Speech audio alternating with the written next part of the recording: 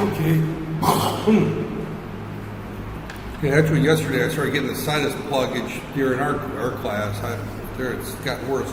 Okay, first thing I want to talk about is a lab report for yesterday. And I will be posting up kind of a guide on lab reports, but basically what I look for in a standard lab report that so yesterday's lab, I'm expecting a standard lab report, so that means a report per individual. You're to do these reports individually, not as a group. And your lab report is going to contain basically several parts, and I just want to kind of go over what should be in a lab report. The first thing you should have is a cover page. And your cover page should say your name, the lab, and this title, and this lab here is, and I'm going to tell you the title of this lab is basically Blinky right there analysis. Right there. And again, the idea of the lab is that I want you to analyze the program and what you did in the lab. I gave you the code, so there is no design part there, but you need to analyze that code and explain how it works. So inside the lab report, the very first thing should be an intro, and inside the introduction there should be an objective. What is the purpose of this lab? The goal of this lab is to look at the program Blinky and analyze how it works right there. So the third thing in the lab report, and this is relatively straightforward, should be an equipment list. Right there. So you should in the equipment list should include any software used right there. So in your equipment list, it's going to be the tool stick, and of course you need to get the correct title of the tool stick. You've got the data sheet for it. I posted that there. The tool stick and the daughter board. And again, you've got the correct title of the daughter board. Now, when I say daughter board, that's that 8051 board. Or that there. You've got two things that you use out of that bag. One is the tool stick, and the other one is the daughter board. Now, as you look at the lab report format that I'll be posting, normally it would say that you would include serial numbers. We didn't do that yesterday, but in the future you would include which bag you take. So in other words, if you take bag 3, you would put daughter board 8051, and then put number 3 right there. So normally when you do a lab in industry or for research purposes, you always want to write down the serial number of the equipment you use. Now, in digital and microcontrollers, it's not as important. But the reason you want to write the serial number down when you do most labs right there is because you want to be able to replicate the lab. In other words, reproduce it, do it again. And if you happen to use an oscilloscope or a function generator that's not working properly and you get some really great results, and you try it with another piece of equipment, it doesn't work, you go back to the original piece of equipment, and then you check to see if the equipment's working right there. Or really funky results. So normally you would want to reproduce that. In this class, that's not as important because these daughter boards are pretty much all the same. There's no analog components. These PCs are all the same. But just get in the habit of keep, as you write the lab report, keeping track of what equipment you do use. And then, of course, you would put down your PC and with the Silicon Labs IDE. So that's what your equipment list should look something like. This is the equipment I use for this lab, right there. The fourth thing you should have is your procedure. What did you do? You know, that's where you outline your steps, right there. And in this, you would show the wiring, right there, between your keypad and, oh, I forgot to add in this list, the keypad. No, that's another class, right there. So in this case, you had no wiring, right there. I'm getting this confused with the microcontroller class because they just did a lab on using a keypad, so right there. So you had no wiring, but you would list your code there as part of that there. But you would go through, the first thing you did is you copied the code from the file from that there.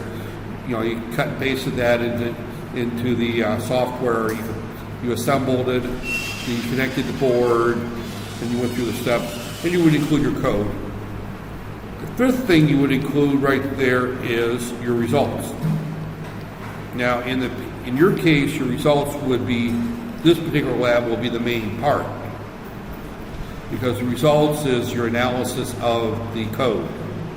This is where you're going to put where you go through the code and you say, these lines do this, these lines do that, these lines do that. Explain how the nested for next loop works. So you have to go through, as you look at that code, there was many things there that you need to look at, and I'll kind of point them out again. That there, I did them in class yesterday, but I'll bring them up again just to kind of highlight what's going to be in your results. Matter of fact, let me just go ahead, right there. Here, let me finish this there. So this is your analysis, right here in this particular case. That's where you put your analysis. And the sixth thing is going to be basically a conclusion. That's where you put a short little paragraph. Is this, that the lab worked perfectly fine, and I understand how it works. That there, it doesn't have to be a long conclusion. That there, or, yep, it worked fine. The instructor was happy during class, but I have no clue what I did. That there. Hopefully, nobody puts that down. That there. But the whole idea is that you basically that there, and that's the end of the lab report right there. So when we look at the analysis of this right here.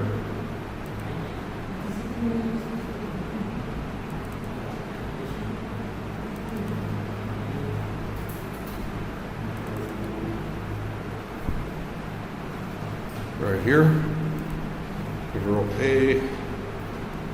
Control A is not working here. Edit, select all, copy.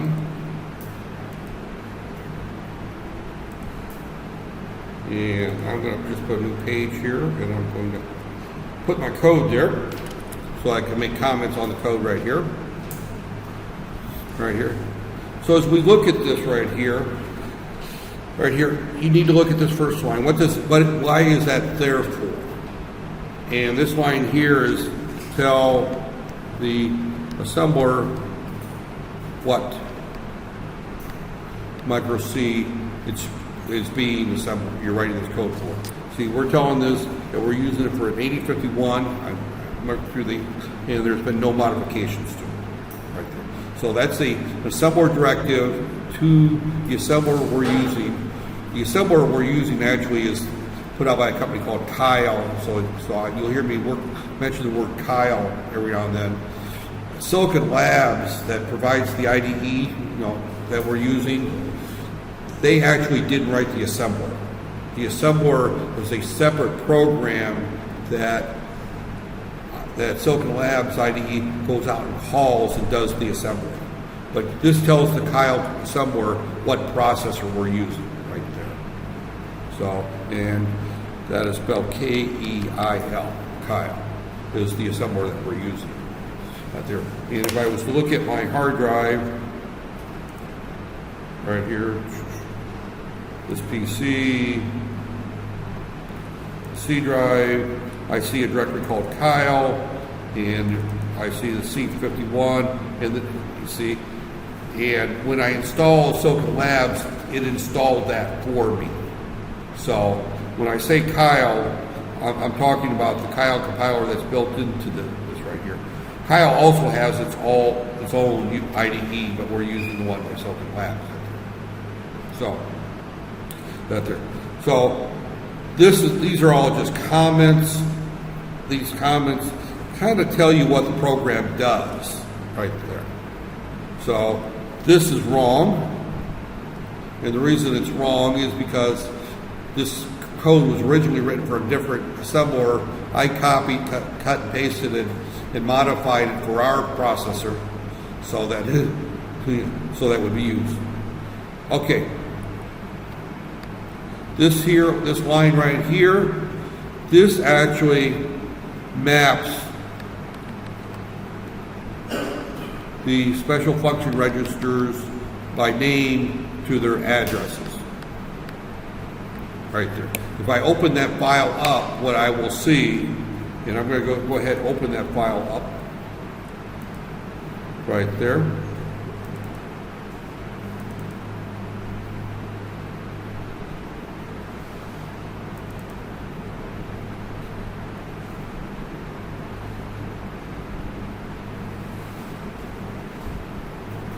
If I can find the right directory. Here it is.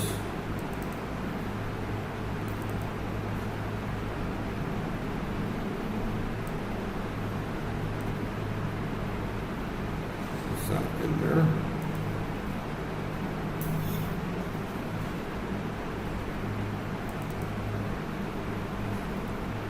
And where did it hide it?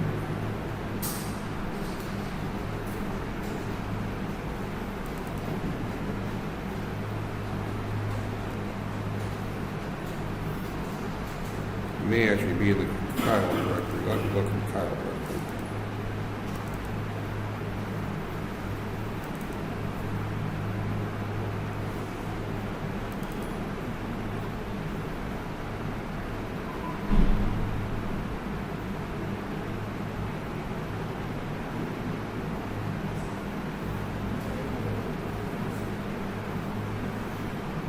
No, I don't see it. All right, that I know it's there. The name of the file is C8051 include. Copy it.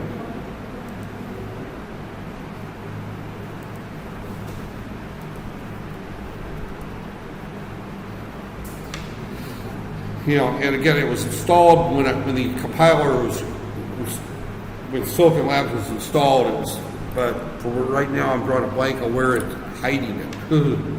Right there. And it's searching the hard drive for that file because I just want to open it up and kind of show you what's in that file.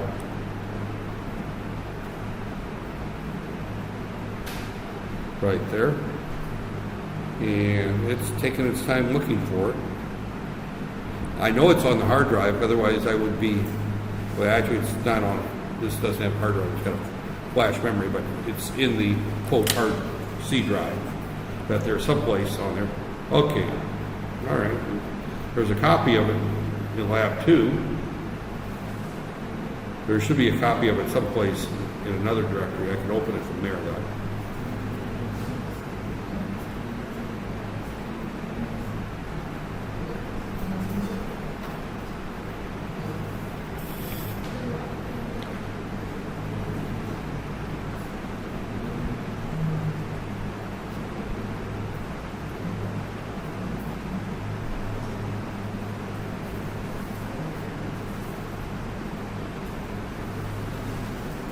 It's in, oh, there it is. It's in,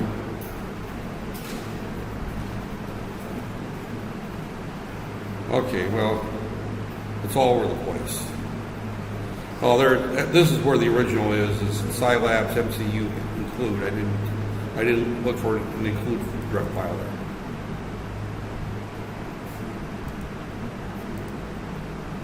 And again, all you're seeing here is and I'm going to talk a little bit, you know, today's lecture is actually talking about the special function registers and the crossbar a little bit there. But we can see here that, for example, when I talk about port 1, let's go down here to the bit ones here. Right here. You can see these are all the special function registers used. Right there. You can see timer 1, bit definitions. I don't see the ports listed right here. They should be listed here.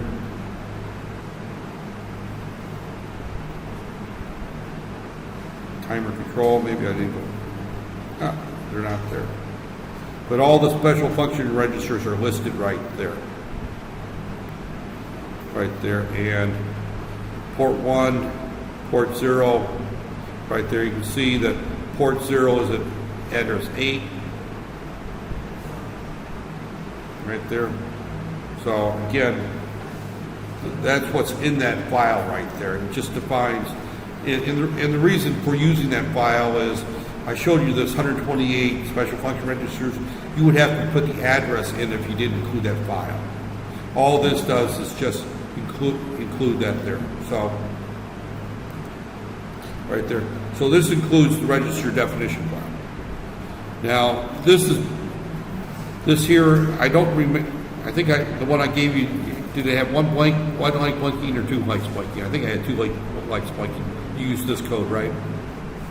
Yeah, that's it.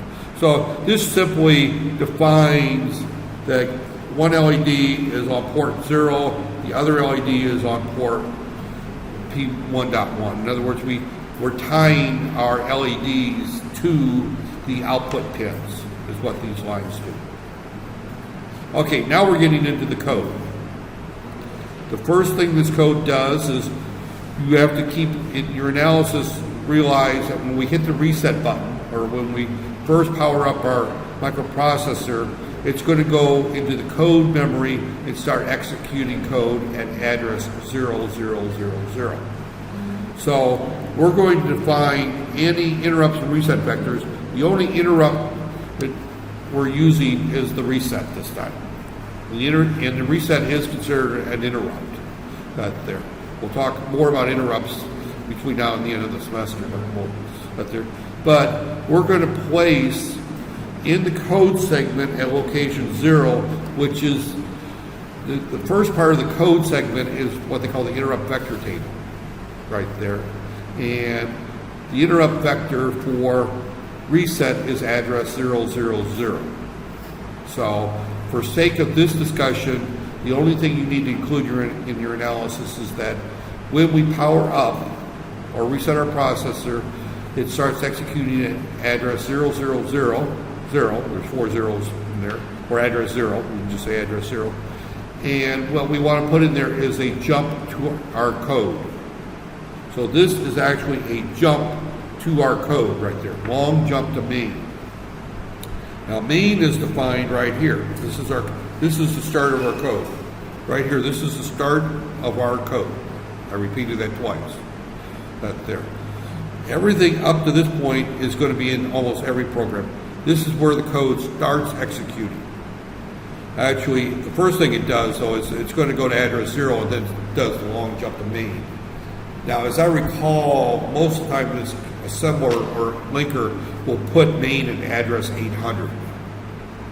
It doesn't matter where it puts it. We don't know what that address is. That there. When we went through the instruction set, we talked about long jump main, where it has an opcode and the 16-bit address of where it's supposed to jump to. You know, if we went back and look at last week's discussion where I went through the instruction set, one of the last instructions I talked about was the program control instructions. And one of those instructions was the long jump. And the long jump means we don't know where we're going to jump in our code. It can be anywhere. Now, when we're using this assembler and linker from Kyle, it puts it where it wants to put it. We could define where we want to put it, but we don't have to. We can just let it put it where we want it to put it. If we want to define where it's put, we use the cseg at 0. That will define where this code goes. We don't really care where this code goes. We let the what they call the linker decide where it goes, right there. So, but main is where things go. So this simply says that this is a blank is a segment in the code segment that there or in the code memory. We're defining a segment, which means that we're just defining a block of memory, a segment there. And we're going to name it blank right there.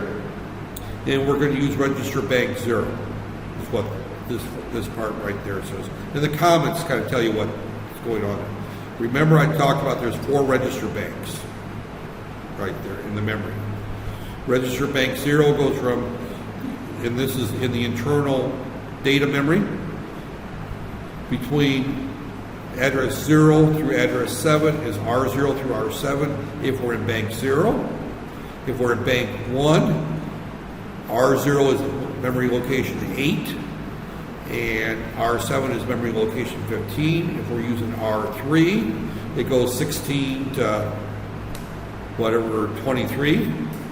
And if we're using bank 4, it's going from 24 to 31, right there. We're using register bank 0 for this code. Now, if we're going to use something other than, and register bank 0 is the default, by the way. We don't really need to put that in there, but it's the default. It's just a good habit to define what register bank we're using. That we have to change a special function register if we want to use a different bank.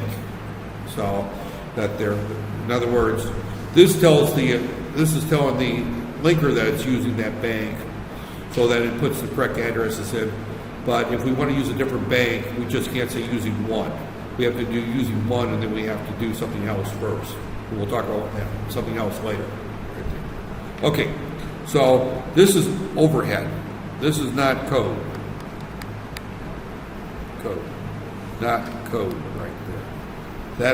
That these are directions to the linker and the compiler. Just like this is not code. This is not code.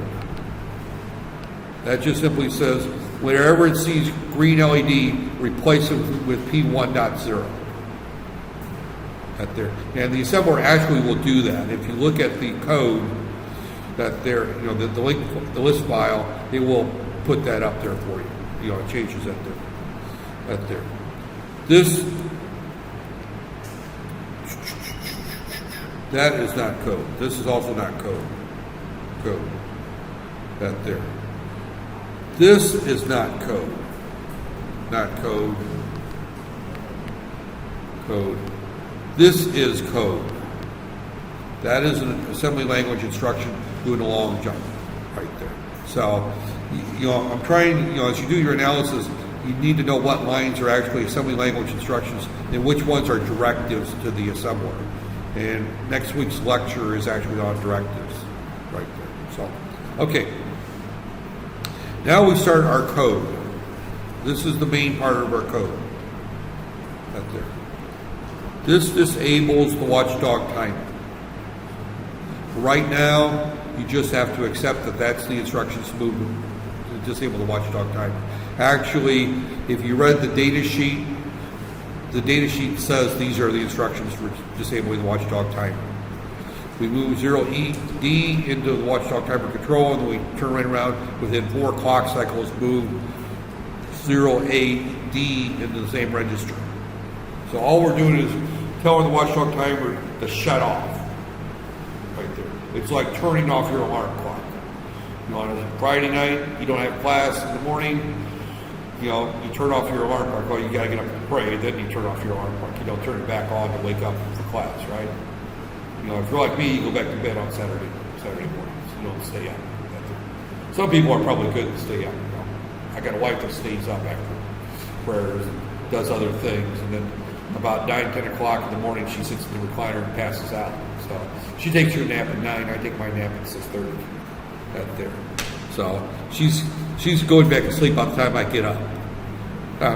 Saves us arguing about different things. If we sleep at, if one's awake and the other one's asleep, then you can't get into an argument, right? Right there. So I'll be a little sarcastic there. So, okay. But this disables the watchdog timer. Watchdog timer. Watchdog timer. Right there. That disables the watchdog timer. That there. Now, the watchdog timer we'll talk about in more detail. There's a lot of things, you know, we're going to be talking about because the rest of the semester is learning how to write more complex code. So, all right, the crossbar is what interfaces between our microprocessor and all the external peripherals.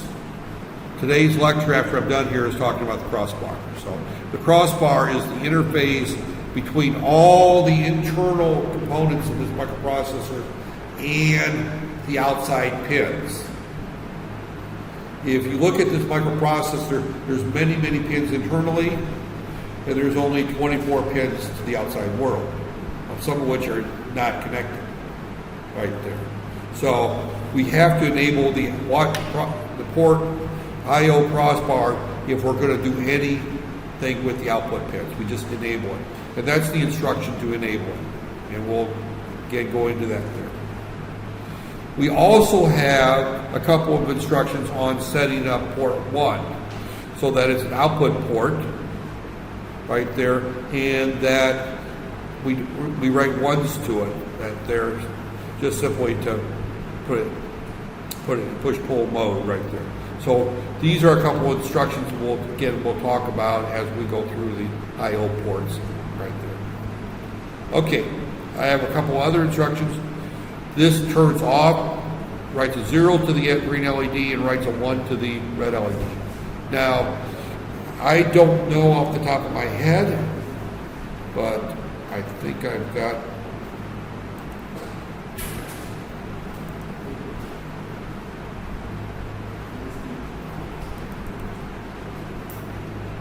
if we were to look at our tool stick right here, and you've got this file, we have, toward the back of this page, we have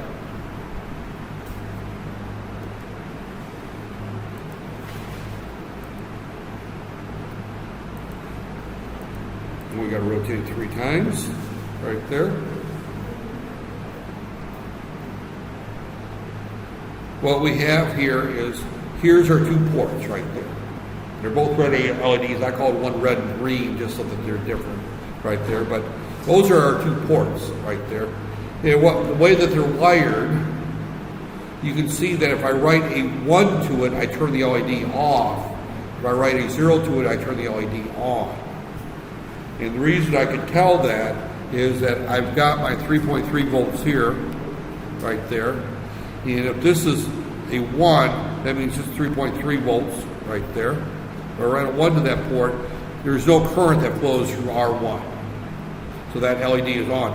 If I write a 0 to it, at 0 volts, then I've got a current. So we're using what's called negative logic on those ports right there. So writing a 1 to it turns off the LED, writing a 0 to it turns it on.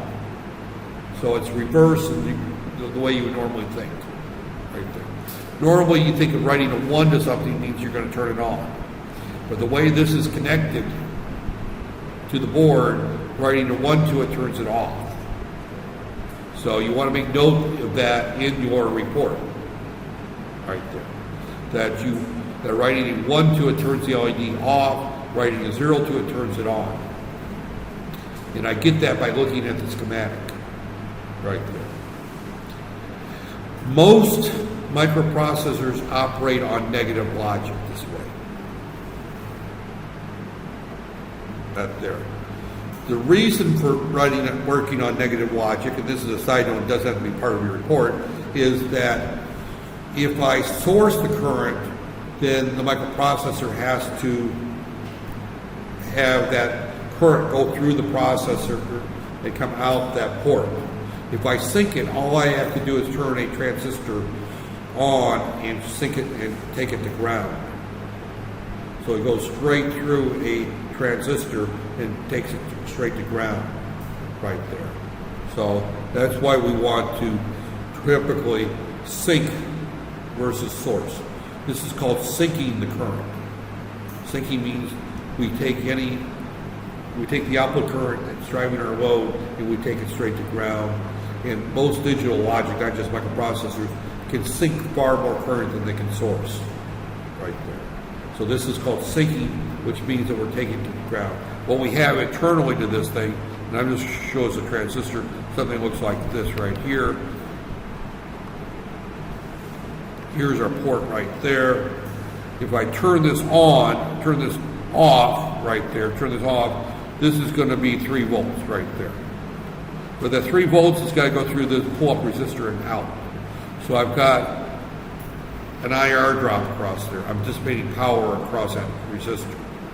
If I go the other way and I just take it to ground, I'm only going through a transistor. And a transistor that's turned all the way on doesn't dissipate any power because there's no voltage drop across the resistor. Here, if I've got a resistor and there's current flowing through here, I've got a voltage drop across that resistor right there.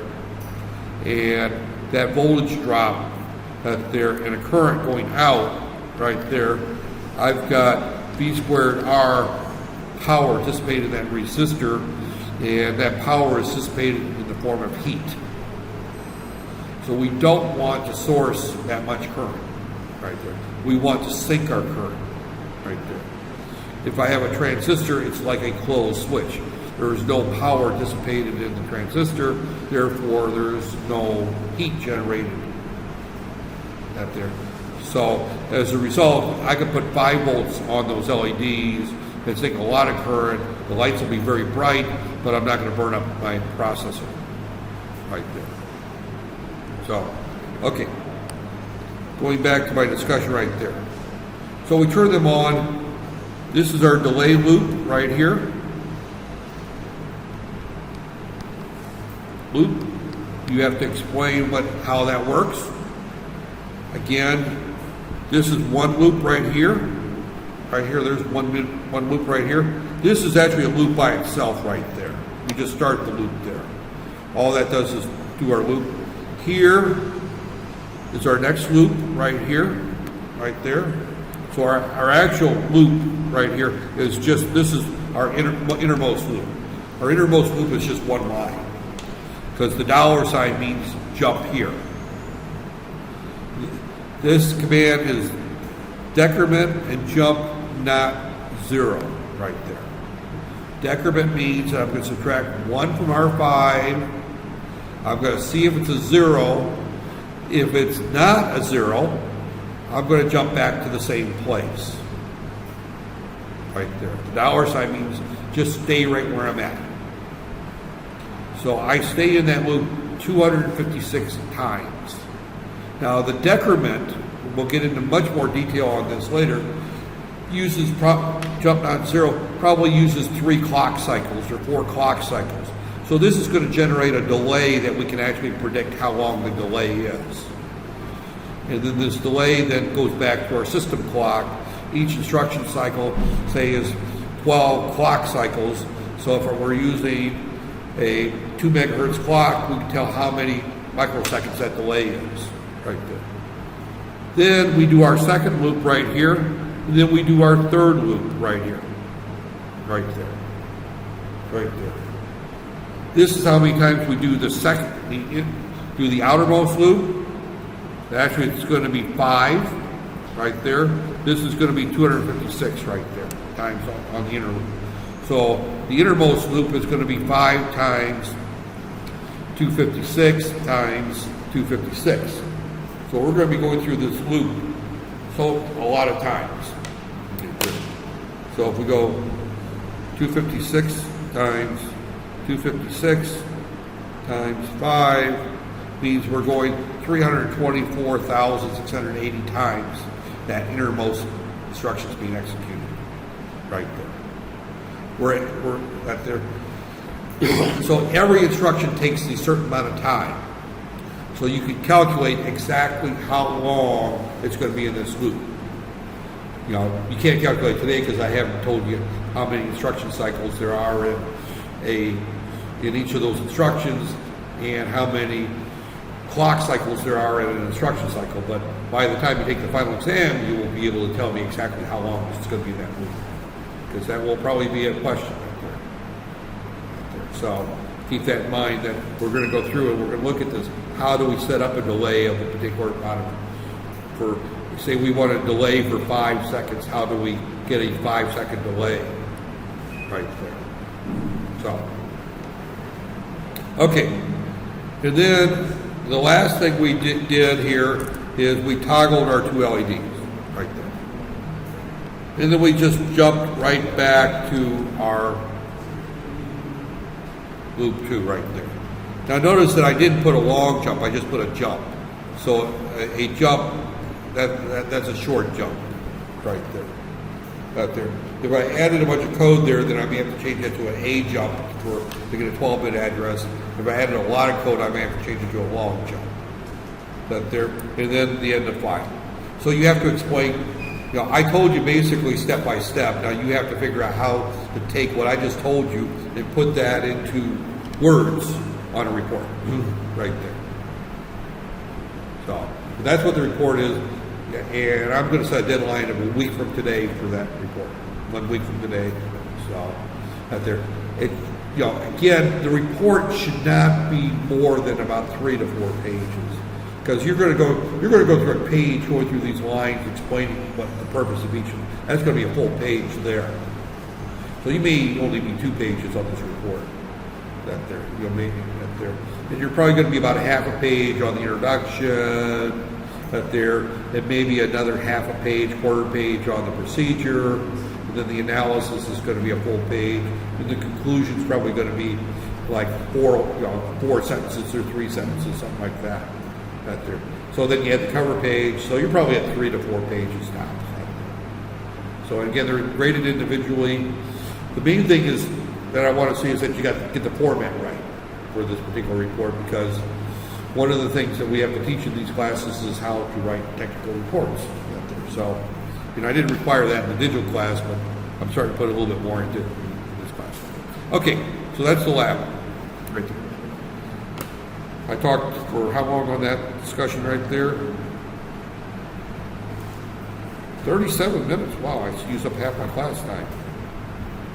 Okay. Now we'll go through the slides I picked today. Right there. This is the microcontrollers I listed, but I'm actually going to go right there. Okay. What I'm going to go through today is basically talking about the system clock, crossbar, and the general purpose I/O. I probably won't get through all of this right there. So I want to talk a little bit about the system clock. We have 3 different types of clocks we can use with this processor, and when and where we would use each of those clocks. One of my final exam questions has always been, why would we use an external clock, or why would we want to use this clock versus another? I'm going to talk a little bit about the watchdog timer and why it's needed. That there. And then we're going to kind of move into the port pins and how they work right there. And then we'll talk about the crossbar a little bit. And again, we may not get through all of these today.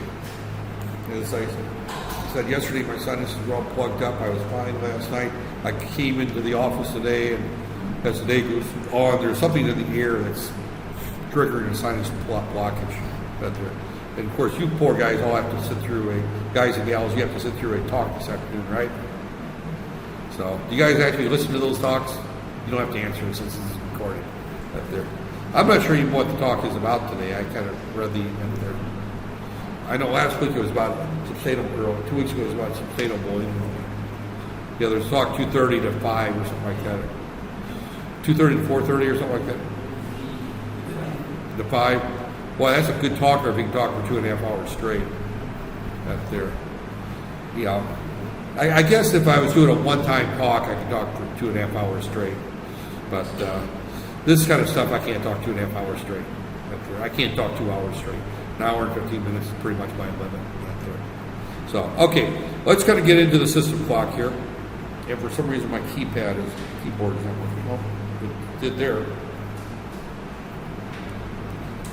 All right, what's going on here now? Did I break this?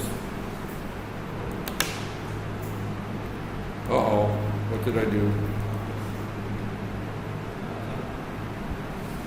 Okay, well, I guess I have to use it. All right, every processor has to have a clock. Most of you were in digital electronics with me last semester, up there, and we talked about finite state machines for a short bit toward the end of the semester. A microprocessor is a very elaborate finite state machine. Matter of fact, it's a finite state machine. It's a Mealy-Moore type finite state machine there. And it's asynchronous. It requires that things happen on rising clock edges there. So it goes through, and on one clock edge, it's going to read an instruction. On the next clock edge, it's going to decide what to do with the instruction. And it's going to read it, the next byte. It's going to take 4 or 5 steps going through the finite state machine. It's a very complex one because the opcode tells it what the next step of the finite state machine is. So it's a very elaborate finite state machine, and you're not going to sit down and draw it as a finite state machine because it's very elaborate. If I was teaching a course in microprocessor design, which I have, the goal of the course would be to design a small microprocessor. And we would do that with a finite state machine, and we would use a language like VHDL or Verilog. But it needs a clock, just like a counter needs a clock. That there. So it requires that there. So we can either use an external or an internal clock source. We have 4 options for our clock externally, plus some internal oscillators. Choices there. So the external clock there can come from, here's our 4 choices. The most common is a crystal right there. And you just buy a clock crystal, and it plugs into the 2 pins on the microprocessor called XL1 and XL2. Normally you put some capacitors on the crystal up there, and the crystal will specify exactly what the clock frequency of the microprocessor is. This is by far the most accurate clock to use. So you would use a crystal if you need a very accurate clock. Keep that in mind, because that is one of those questions I ask. When do you use a crystal? It is when you require very high accuracy. Right there. That's there. So we can also use an RC network. RC networks are okay. There's no problem with them. The only issue is that as temperature changes, the value of the resistance tends to drift. These resistors are plus minus 5%, plus minus 10%, so it's not very accurate, right there. But it's cheaper than a crystal, right there. With this processor, it's not used very often, an RC. It was used before the internal oscillators came around. It was used. Option 3 is we just tie those to ground and use the internal clock right there. So I'm just going to just use a capacitor there. I'm not going to talk so much into it. And option 4 is we use an external clock out there. That's typically used if we have a multi-processor system that we have to have synchronized clocks right there. So we would have a clock generator system chip or a clock generator from somewhere else that would then share its clock with this microcontroller. So those are the external options we've got right there. Of these external options, this one here and this one here are really the only 2 that I really consider. Those are the only 2 that I've ever used with this processor. That there. I've used the external oscillator because I've had systems where I've had 3 8051s in the same system, along with an Altera chip with a finite state machine running in it.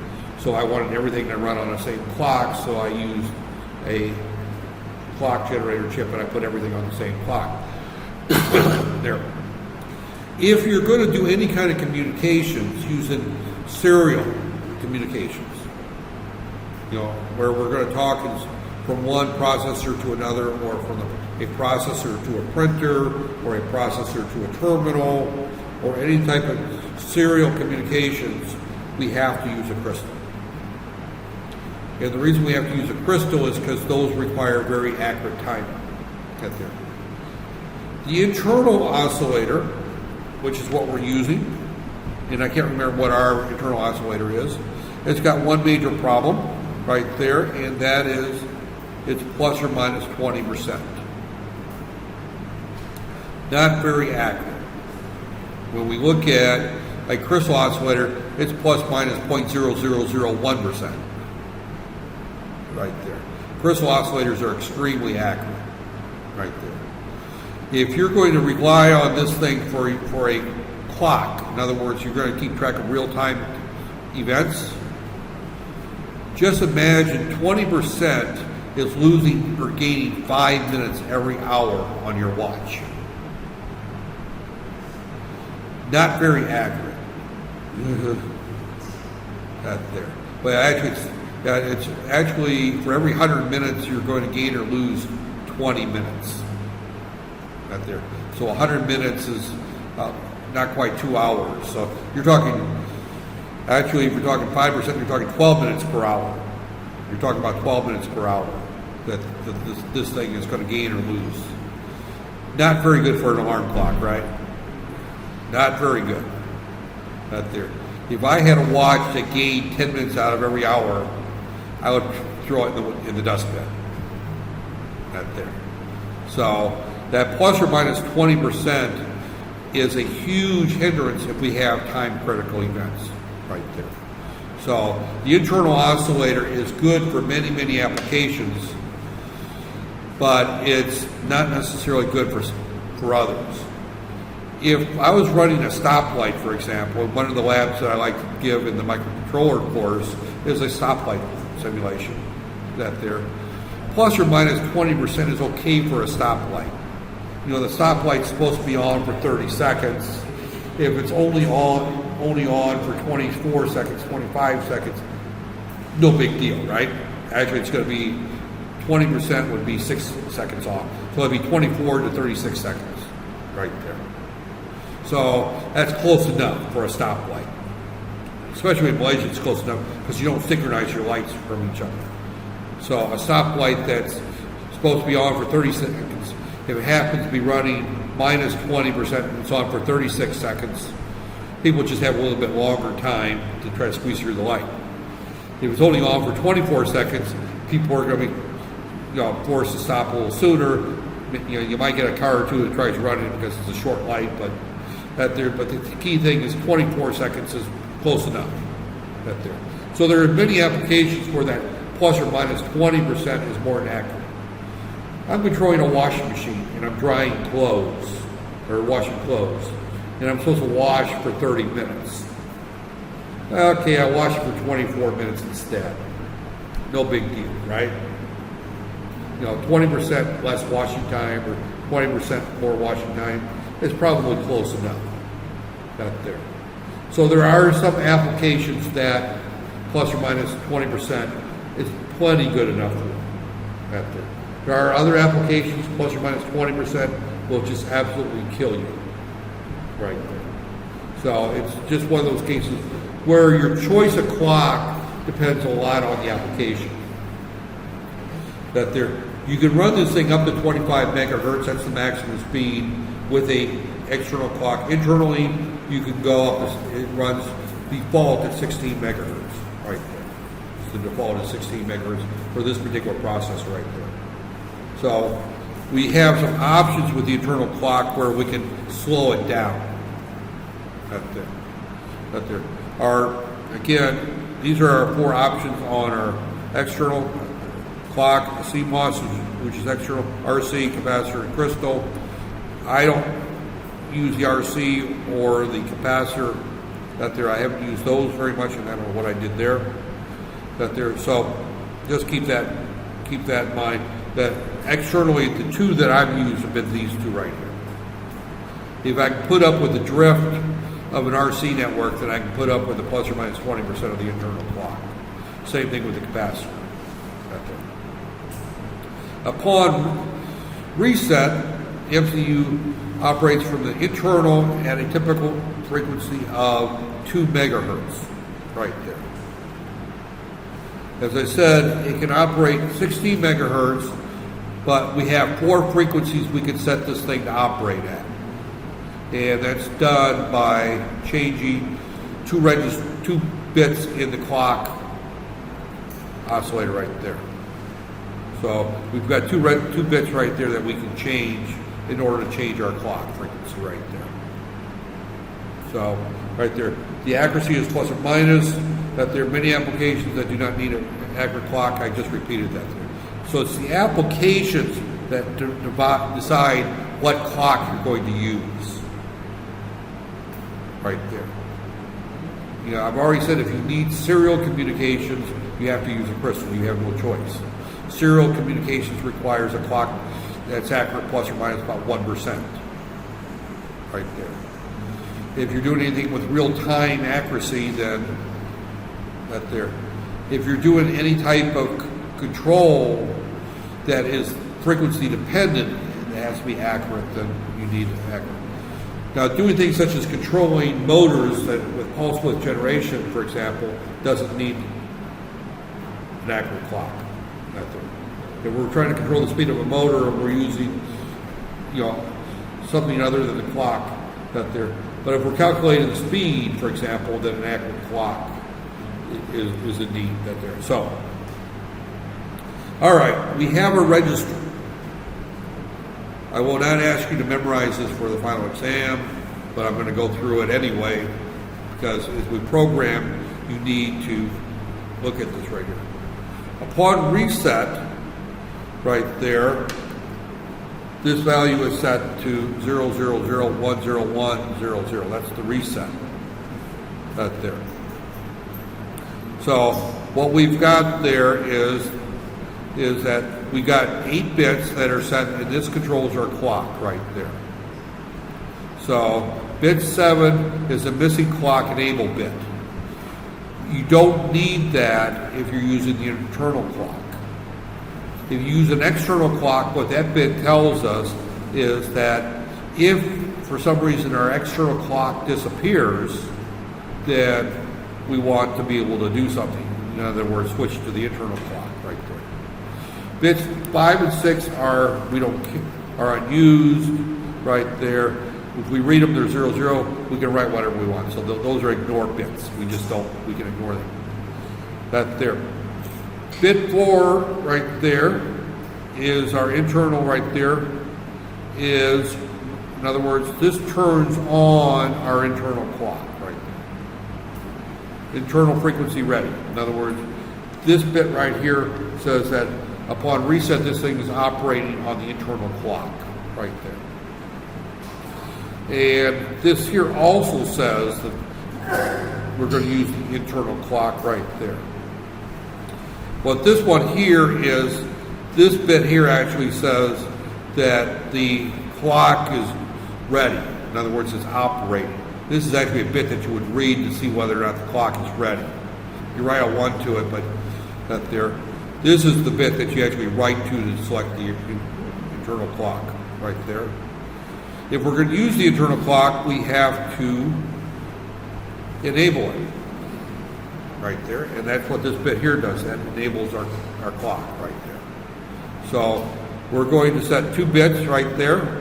1 bit here is that we're going to say the internal clock is running. We just go ahead and set that bit high. Excuse me. Yeah, we set that bit high right there.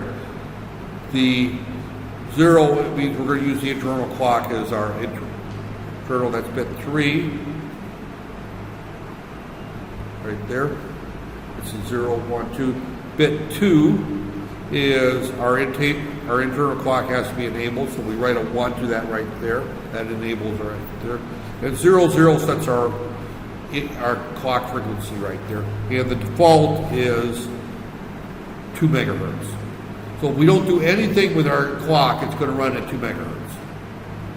If we want it to run faster, then we change that value in that register. We write to that register and we set the value. We want this thing to run at 16 megahertz, then we write 1 to those two bits. We want to operate at 8, we write 10, if we 4, and this is just a divide by.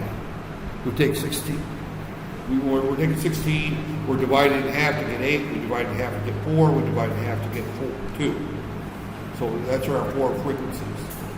Now, what is not necessarily discussed here, but it's a very important concept that you understand when we talk about clocks, is that as frequency goes up, power consumption in CMOS goes up. The faster we operate, the hotter the IC gets, and the more heat it generates, and the more power it requires. If we're operating this thing in a battery-operated mode, as we quite often are with microcontrollers or low power mode, we want this thing to run as slow as it can and still function right.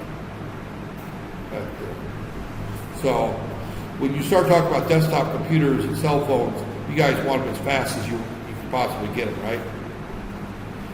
When you talk about embedded systems, you want them, especially if they're battery powered, you want them to run as slow as they can and still operate properly. Because if they operate slow, they operate cooler, they last longer, they malfunction less, and they dissipate the battery life is much longer.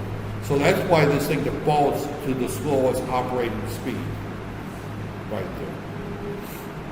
So I did lie a little bit when I talked about not using this one here. There is a case where you may want to use this one here if you wanted to operate at a very slow frequency.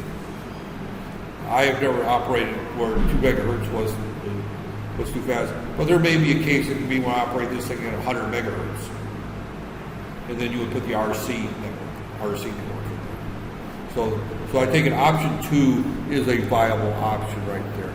Option 3 I'm going to use, but option 2, I do remember one time using option 2 right there. So I just reminded myself of one particular project many years ago where it was battery operated and it had to run very slow in order to get the batteries to last a long time. Because we were having to change batteries like once every 3 weeks, and where this particular controller was at, it was very difficult to get at and change batteries, and we wanted them to last close to 6 months, so we slowed this thing down as far as we could slow it. Now, it was actually for something that was under a house, and getting to it was a major task. So when they did the 6-month service is when we wanted to change the battery.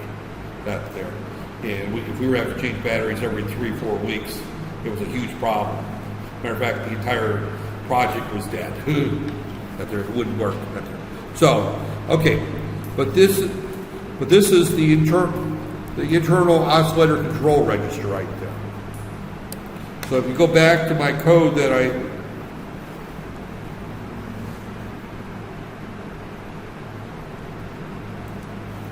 had right here, you'll notice that there's a line commented out right here, clock select right there, where I did some stuff right there. So, right there. Okay, so that's how we control our clocks right there. That's all I'm going to talk about for clocks right now. But we have one register there where we select which clock we're going to use right there. That there. So, the external oscillator right there. Again, we go back and we look at the 4 reasons we would want to use them right there. This slide is one of those slides that I will say I took a final exam question on in the past. Why would I use a crystal oscillator? Why would I use an RC oscillator? Why would I use a CMOS clock? Right there. And here's the answers to those questions. The crystal used if accurate clock is needed. I gave you plenty of examples of that. Crystal capacitor for low power operations at low frequency. Resistor capacitor, the same as the capacitor. I've just never used a capacitor myself. It actually sounds cheaper, I just never did. I just always I'm used to the RC network right there, because you can calculate the frequency real easy. And the CMOS is, if an external, that they're commonly used if you have multiple devices that need to communicate secrets. That's the reason I used it right there, is that I had multiple devices that needed to talk to each other. So as a result, I wanted them to be on the same clock. In one case, I had two 8051s in the same system that were redundant, and if one of them failed, control would go straight to the other, and I wanted them both continuously running, and if one failed, we would ignore it right there. So it was a very critical industrial application. The external, right there, typically, and I said 0.001, this is 0.01, it's actually frequency on the tool stick is daughter board. That's not, we don't have a crystal on our tool stick, so our daughter board right there. DC means daughter card. I could say daughter board, but daughter card. This does not apply to our class. That's using the university board right there. If we're using the external, we have the external oscillator control right there. This is another special function register right there. It's got a bit that we read to tell whether the external oscillator is functioning yet, because it takes time for external oscillators to come up and run. So normally what happens is when we power up, it will run on the internal oscillator, and then we will switch over to the external oscillator. So on power 1 right there. So we've got our external right there. System clock right there is for external clock. And right there divided by 2. RC mode divided by 2-stage. Crystal oscillator mode right there. These are the various modes of operation right there. So again, this is our RC mode right there.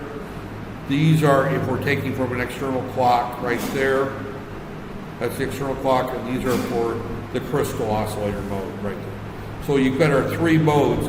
Notice that the RC and C modes are considered the same right there.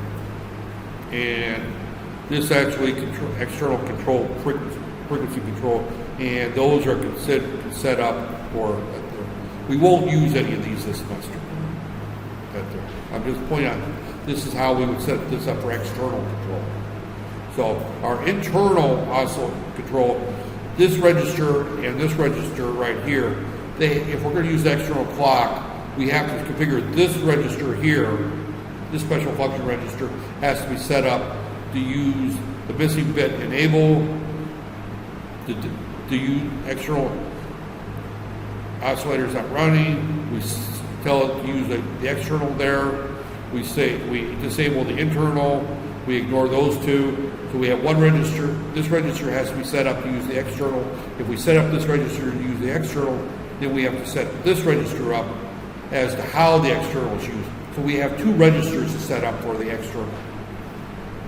Now remember that we can do nothing when we power this up and ignore the clock completely, and we'll run at 2 megahertz up there using the internal clock. If we do absolutely nothing, this processor functions perfectly fine at 2 megahertz plus or minus 20%, and we don't have to hook up any external hardware. We don't have to change any registers. We don't have to do anything. If we want to use the external at a higher frequency, we have to write to that first register, our internal oscillator control register, right there. Internal control, right there, oscillator. This is our external control register. If we don't use our internal, then we have to configure our external registers. So we have 2 registers, the internal register and the external register, to control the clock, right there. So here's the little algorithm they want to do. If we want to use the external, we have to configure the external, wait for at least a millisecond, and then wait to see if the external is valid, and then we switch in the internal right there. So there's a series of code that we would write to right there. So it boots up on the internal. We tell it that we want to use the external right there. We wait a millisecond. That's just this is in C, right there. We just go through 9,000 clock cycles for a milli. Then we wait till we got a valid. Then we change our oscillator to the external. So you configure the external first, then you just wait, give it time to power up, things will work, and then we switch to the external, right there. So we always boot up on the internal, but this is initialized external clock. So if we're going to use the external, we're going to have a routine, something like this in our routine. This happens to be in C. If we're going to be working in assembly language, we would write it, in assembly language, right there. But that's how we set up our clock, right there.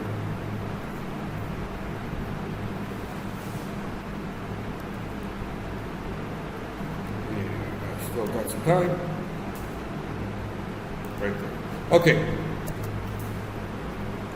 The watchdog timer, I'll probably stop after the watchdog timer. All right, the watchdog timer is a program, MCU has a programmable watchdog timer. The watchdog timer is, and I know in Malay culture most people don't have watchdogs, but in many cultures, and even here in Malaysia, you'll find that many non-Malays will have dogs that are watchdogs. And the idea of a watchdog is that it watches your house. That in the U.S., they have what they call the junkyard dog. A junkyard dog is a dog that they turn loose in a junkyard where there's old cars there to keep people from breaking in and stealing parts off of cars. And we have a saying, as mean as a junkyard dog, because these dogs are bred to be nasty and mean and tear off your leg, right there. So you don't want to get into a fight with a junkyard dog. But a watchdog timer, the whole idea of the watchdog timer is that it keeps track of what the processor is doing. Now, the way the watchdog works is that it sits there and it just counts every clock cycle. And you have to reset the watchdog timer before it times out. Now, I kind of would use the term the crying baby. Now, everybody in this room, some of you have maybe little brothers and sisters, but I've raised a couple of kids up there, and children have this tendency of wanting to be fed on a regular schedule, right? And what happens to a baby if you forget to feed it? It cries, right? Up there. Well, the same thing happens here. If you forget to pet the dog or feed the baby, after a certain period of time, it's going to start barking or crying right there. So we have to, in our application, we have to every now and then write a 1 to a certain bit to tell the watchdog timer that we're still functioning. If we don't write that 1 to the watchdog timer assumes that our processor has frozen up. It's not working. It's got caught in a loop someplace, hanging for data. It's suffered a hardware malfunction. Something's gone wrong. And we want the watchdog to restart our program from scratch, right there. So, watchdog timers are very, very important for critical applications.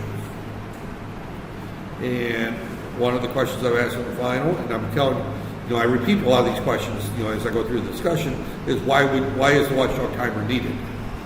I like to ask the question, why? Why do we do something? Why do we bother with the watchdog timer? I mean, the first thing we did on the lab last week was we just disabled it, right? We just said we don't want to bother with it. Well, our little flashy LEDs aren't critical, right? If the thing quits flashing, we can go over and hit the reset button, right? No big deal.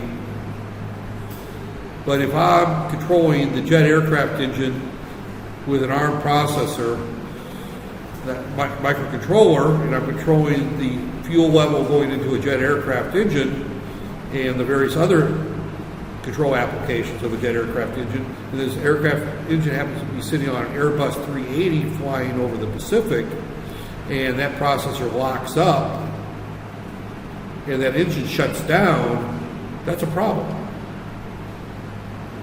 You might even say it's a life and death problem.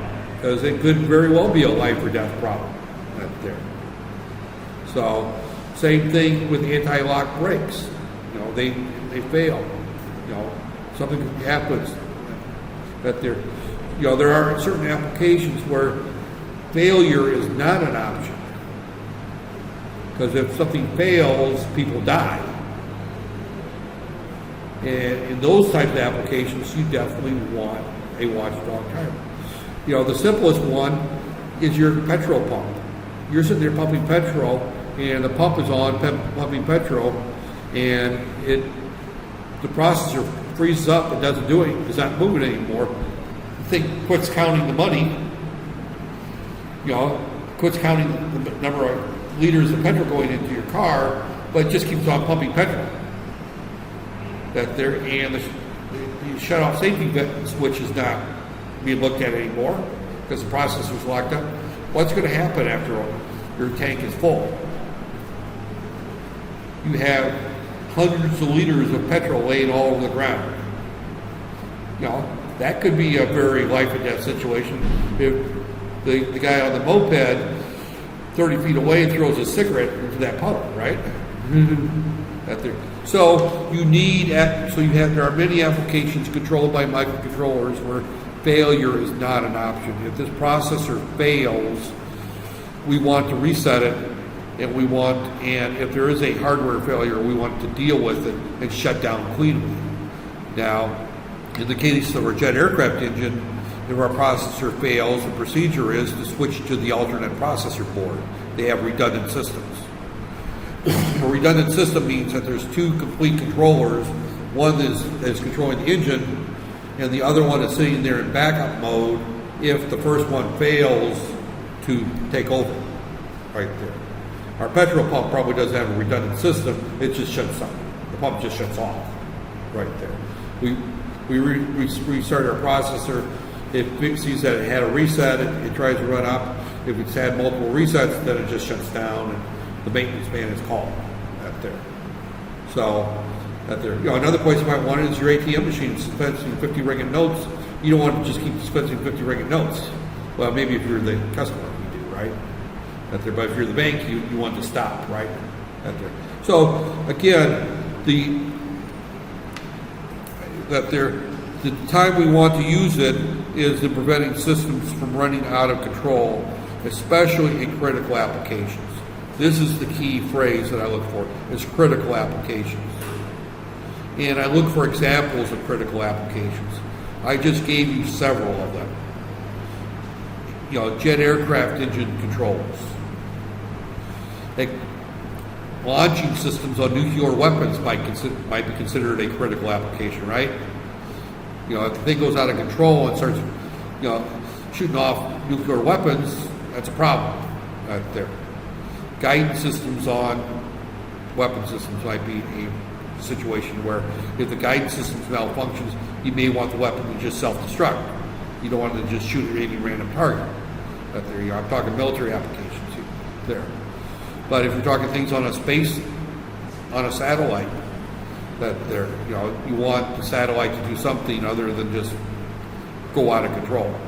So again, the whole idea is that you want the watchdog timer to reset the processor, and you normally, in these critical mission applications, you would put software in there to keep track of where you're at, what the processor was doing when it failed.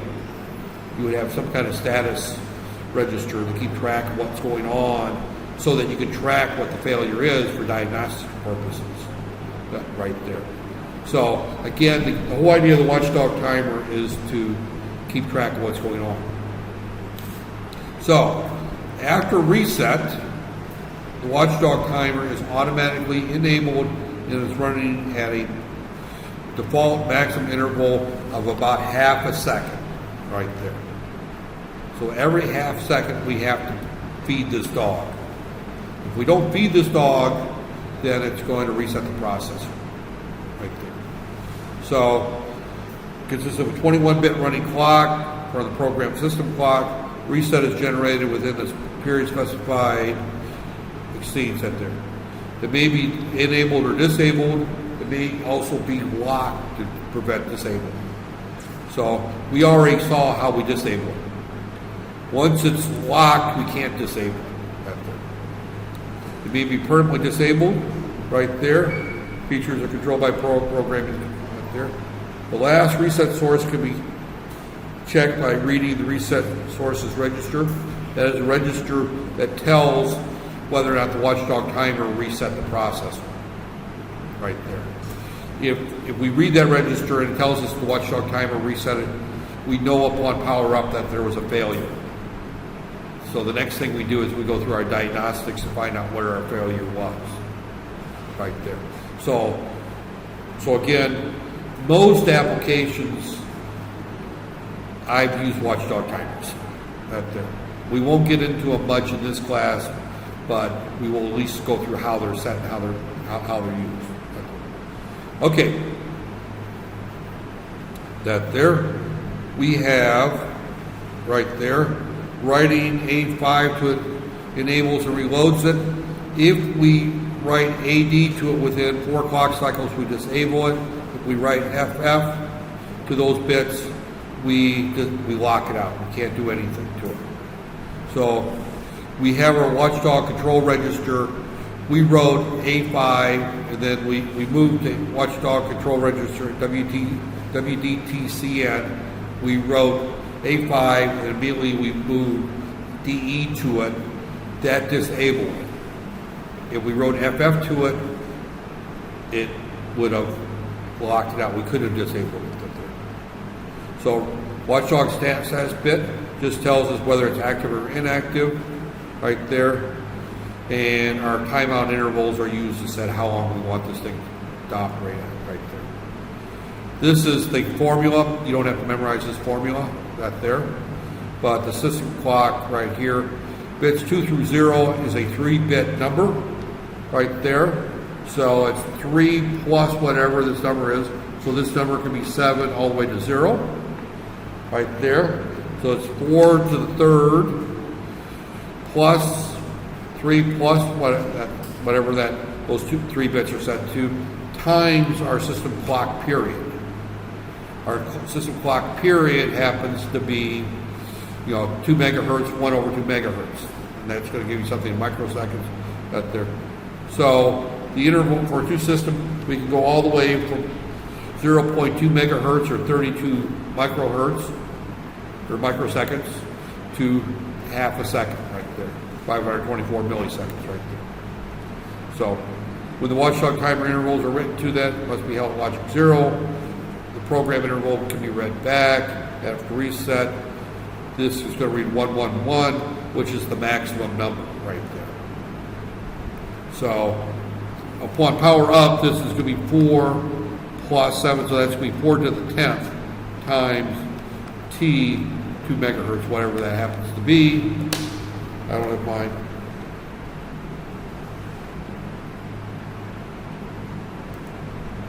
Right there. And I'm running out of time. I'm going to stop after this.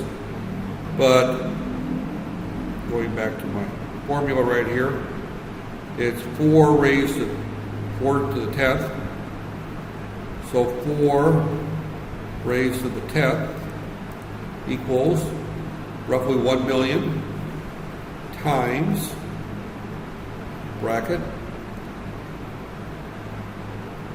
And do we have a 1 over x button? This thing doesn't have a 1 over x button, does it? I keep looking for it and it's not there. So I'm going to say 1 divide by 2 million. Right there, close our bracket. And that's roughly our 5 milliseconds right there. That doesn't look right.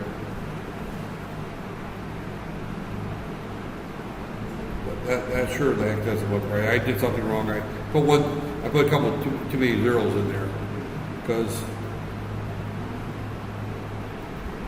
1 divided by 2 E6 equals right there right there. Yeah. Yeah, one divided by, right there. And that's not right either. Let's just clear everything. Actually, I tell you what, now is a good time to just kind of, that's disabling it at there. Now is a good time to quit for the day. So I'm going to quit at that point right here, at there. So this is the code to disable it. Again, we did move instructions for that there. The only thing there is to system clock period, 5:20 there, time written there, the register must be out logic 0, the program. One thing's missing is how do we pet the dog? That there, and to pet the dog, all we have to do is set a bit. Right there.